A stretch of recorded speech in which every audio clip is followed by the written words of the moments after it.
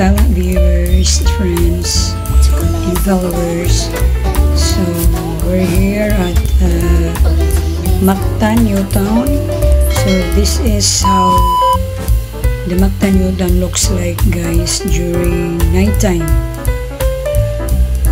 So, yan. So, as you can see, may mga dumadaan dyan ng mga private vehicles, guys, kasi may special occasion kasi sa Lapu-Lapu, kadaugan sa Mactan. So we celebrate it every year. At kanina, guys, kung umaga, nandyan pala si BBM, ang presidente natin, pero hindi ako nakapunta kasi ang init at bawal magdala ng bata. So, dahil may bata ko, hindi ko maiwan at wala kong yaya, so hindi ko pwedeng dalhin yung baby ko. At bawal din kasi grabe ang, guys, dito sa Cebu, sa Lapu-Lapu, grabe. Sobrang init. So, nakikita nyo dyan, guys, ang pinakagusto ko lang dito sa Mactan, yung sa center nila, yung dancing fountain nila na iba-ibang kulay. Yan, dolphin yan, may dolphin yan sa gitna. Tapos yung dancing fountain na may iba't ibang kulay. So, madaming na-pictorial na dyan, guys, gabi. Kasi pangit yan pag umaga kayo. Hindi man yan ang ilaw. Sa gabi yan talaga. Diba, guys? Madaming lumalapit kasi nagpipictorial yan. So, nakikita nyo dyan, mayroong mga high-rise building. Yung iba dyan, guys, ay mga condominium. So, dito sa kabilang side, left side, mayroong mga ano dyan, guys, iba't ibang restaurant. So, pwede kang makakain dyan. Kung nagutom ka, so pwede kang kumain. Mayroon ding ano sila, guys, dyan, may live band din pag sa gabi. So, naghahanap sana kami ng pagkain dyan sa loob. Pero ang anak ko nagmamadali. So, yan yung aura dyan, guys, pag gabi. So, maganda din mag-relax. Unwinding kasama ang pamilya mo. Ang presto yan, guys. Pick up coffee.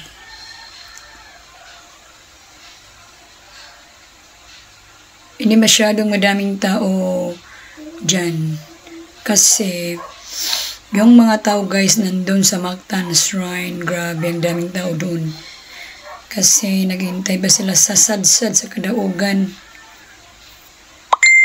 So, hindi madaming tao sa gabi sa Mactan, Newtown dahil ang mga tao ay nandun sa Mactan Shrine. So, sinong hindi pa nakapunta dito, madami nang pwedeng kainan dito sa Mactan Shrine, guys. So, things you can see, madami nang may kumakain na. So, nilibot-libot namin dito, guys. Nagtingin-tingin kami kung ano yung sana may magustuhan kami dito. Pero, ang ending, guys, wala akong nagustuhan. Kasi mapili po ako, guys, ang pagkain. So, dito yung orange brutus. Ayan naman ang baby ko. Tapos, dito kami sa kabila. Ano ba dito? Hindi din. So, dito, lechon yan. Ayos lechon. Sa kabila naman ay ano ba yan dyan? Hindi ko na matandaan, guys. Pasensya na sa boses ko, guys, kasi laging paus.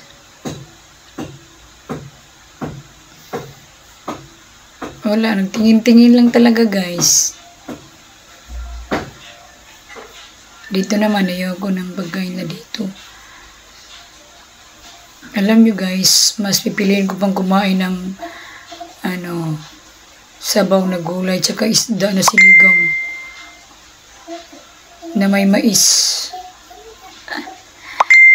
So dito na palabas na kami yan dyan guys kasi wala kami nagustuhan ng anak ko. Wala kami nagustuhan. Madami-dami na din kumakain dito. So yun yung mayroon palang ATM machine, yung video. Ito yung tiktilaok guys. Chicken mac pala. Chicken mac.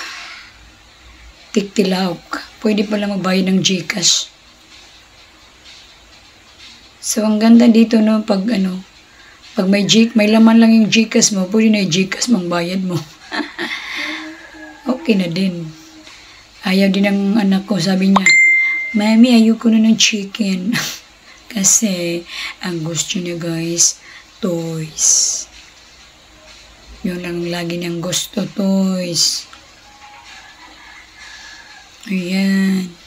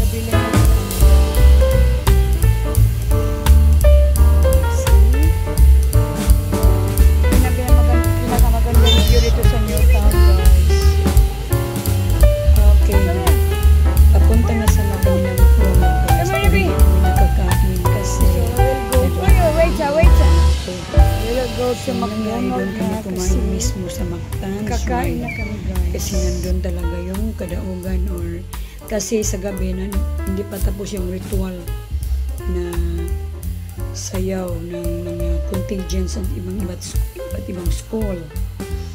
So yan yung Dunkin Donut guys sa Newton, sa kabila ay ang Robinson Supermarket. So pasensya na kayo sa video ko guys kasi malikot yung camera ko. Naglalakad kasi kami papunta ng Mactan Shrine. Ano pala, sa likod pala ng Mactan New Town, mayroong shortcut dyan na pwede kang dadaan papunta ng Mactan Shrine. So, dyan kami dumadaan guys kasi maliwanag. Madami kami na salubong ng mga tao galing sa Mactan New Town. Akala ko hindi pa akala ko tapos na. Hindi pala daw nagpag-umpisa yung yung ritual dance sa Kadaugan. Yung sadsad lang tawag doon pala ay sadsad sa Kadaugan sa Mactan. So, ang mga kanton dyan guys ay karamihan ay mga high school from different schools. So, kita nyo ang daming tao na sa lubong namin. Sila ay galing sa Mactan Shrine. So, ito palang dinadaanan namin guys. Ito yung likod. You know? Papunta na yan sa likod ng Mactan New Town. At yan ang dyan ang shortcut na papunta ng daanan ng Mactan Shrine. So, yan guys. Papunta na. At dahil may okasyon sa Lapu-Lapu, kaya madaming tao na nasa lubong namin.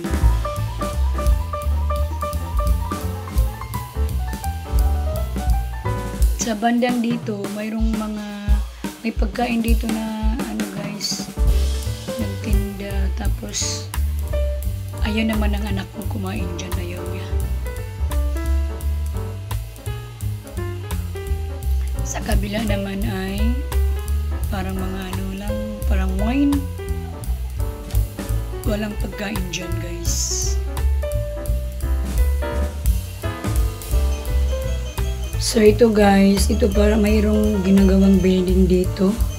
Hindi ko alam kung anong project ito, anong company. Sa likod pala ng guys, yung New Town, makakita ka ng madaming high-rise condominium dyan. Karamihan sa kumukuha ng condo unit dyan ay Filipino, mayroon ding mga foreigners. Kasi yung ibang foreigner dito ay gusto nila mag-stay sa Pilipinas. Yung iba may mga boyfriend, girlfriend, may sama na. So ito dito guys, ang daan dito, ito yung exit papunta na Mactan Shrine. So ito yung pinaka-shortcut. So pwede kang maglalakad lang galing dyan papunta din sa New Town, at pwede ka dito din lalabas papunta ng Mactan Shrine. Okay, thank you pala for watching guys, and don't forget to like and share and subscribe na din and click the notification bell. Until my next video, thank you for watching. Bye bye everyone.